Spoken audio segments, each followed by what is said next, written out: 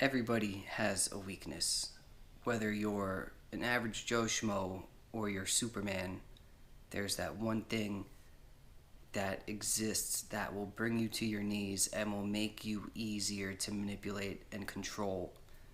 And that's why the 33rd law of power in Robert Greene's 48 laws of power is to know a person's thumbscrews. Now, if you don't know what a thumbscrew is, it's not terribly important, but it was like a old medieval torture device where they put this thing on your thumb with the screw and they tighten it down, and like people need their thumbs first and foremost. One, and it would completely crush your thumbs, and two, the thing probably hurt like a son of a gun. So they would be able to get information out of people. So you apply that to this, it's pretty obvious. But anyways, knowing someone's proverbial thumbscrew gives you ultimate power over them. As the book says, there is that one spot in someone's armor where it won't deflect you, it will always bend to your will, and that's how you could get into people. Like whether it's having too good of a heart and you could tell someone like a really big sob story and they'll just give you money, or if it's like alcohol or something else, like something more physical. Everyone has the weakness, something that you can use against them to get them to do something. And it sucks that that's the case. And it sucks that people actually use stuff like that against other people, but it happens every day, unfortunately.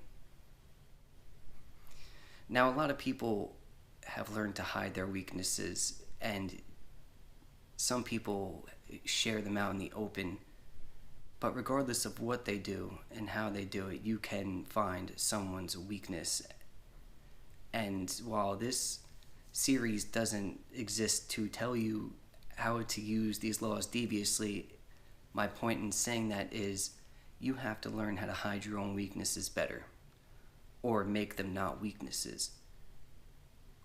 For example, if it is the drink that gets you and someone keeps bribing you with the drink, you have to get yourself out of the drink's hold.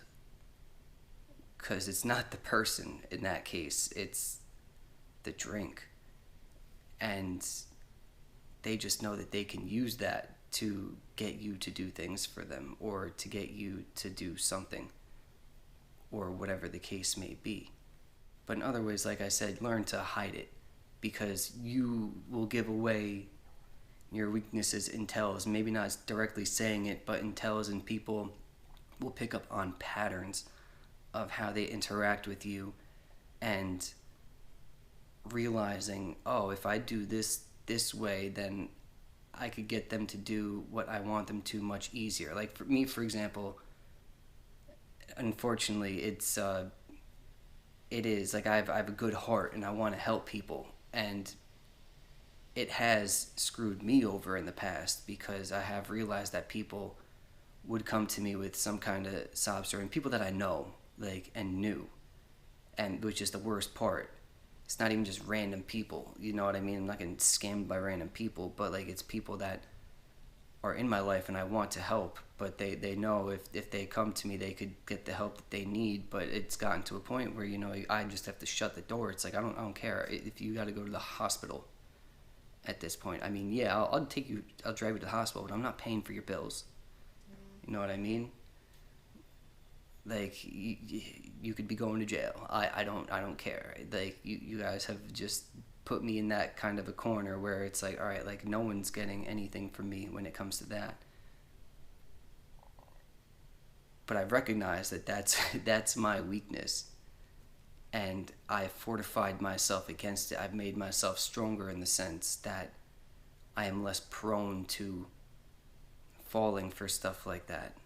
But overall, the point is to learn your weaknesses, learn how to protect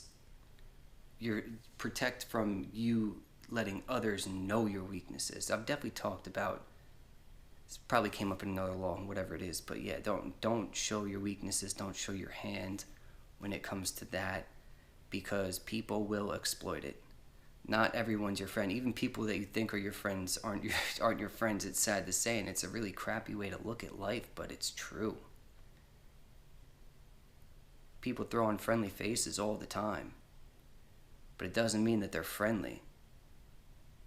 And ultimately, and once again, unfortunately, a lot of people are just selfish. And it's not even like they're always selfish, but you know, people hit a certain point where their back's up against a wall, and like that really defines someone. And most people, I hate to say it, won't even recognize themselves when they're in a situation like that, because when everything's all honky-dory, they're good. But when it's starving or have no money, whatever it is, you become a different person entirely most of the time. But long story short, protect yourself. Don't let people see your weaknesses. Realize where you let your weaknesses leak out and patch up those holes, and or more importantly, work on yourself to make those weaknesses no longer weaknesses, because while some weaknesses can't be helped, most of them can. And most of them we could just be improving on ourselves and making ourselves better people so that those weaknesses no longer exist. But that's enough from me for today. If you don't know me, my name is Brendan. This is The Lost Tribe. If you like this content, hit that like button, leave a comment down below what you think about this video, and if you want me to cover anything else. And if you made it this far, hit that subscribe button, because clearly you like the content. Once again, Brendan, Lost Tribe, peace out.